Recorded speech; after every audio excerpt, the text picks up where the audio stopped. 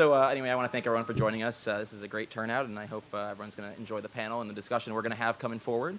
We have some fantastic, I think, a pretty all-star panel, so this will be great to talk about the prospects for reducing spending in the coming year. I just want to say a few words about why we're here and sort of the things that we believe, and why our organization in particular was founded.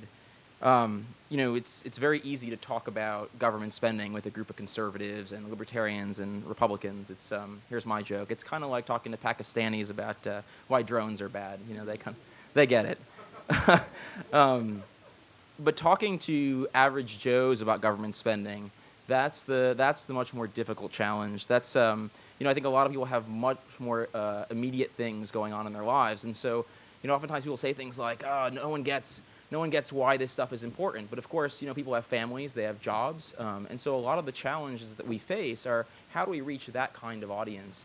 How do you even illustrate to someone how government spending affects them?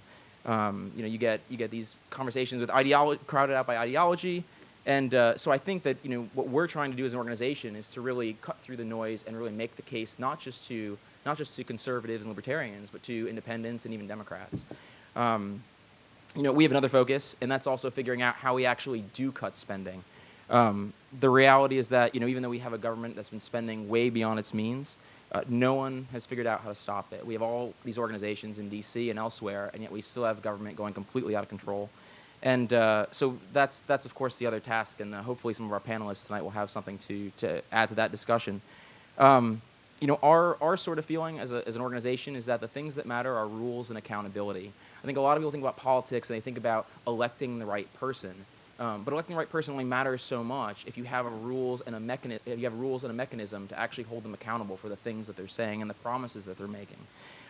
You look to Grover Norquist at Americans for Tax Reform. He's proven pretty well that putting candidates on the record with respect to taxation can be an effective way of keeping taxes down. You look at the Budget Control Act recently, something we'll talk about tonight. Steve Moore's written a column showing that government spending's actually gone down the last 2 years. And so perhaps that has to do with the fact that we passed the Budget Control Act in 2011. And I think at the end of the day, the most profound question in politics is this, and it's where are we getting the money to pay for the government programs that we have? And so we have all these debates in Washington. We have you talk about Syria, for example. And people ask, well, should we go in? Shouldn't we go in? But nobody asks, well, where's the money coming from to actually pay for this conflict? We talk about the NSA. We talk about privacy. We talk about the Department of Education and the role of government in schools. We talk about all these incredibly expensive entitlement programs. But do people really ask, well, what's the trade-off of all this spending? What are we giving up to spend on these sorts of things? And so these are the kinds of questions that the Coalition to Reduce Spending is really trying to ask, and then the questions that we think it's no longer a time to allow them to go unanswered. So our sort of goal, the one-line tagline that I always make is that we're trying to create the ACLU or the NRA of reducing spending. That's our goal, and that's why I think all of you are here. Spending is not this secondary issue anymore. It's the primary issue of our time. And so we are trying to give it the attention that it deserves. So one final thought before we start with the panel. I sometimes like to quote Rahm Emanuel, like a good libertarian conservative.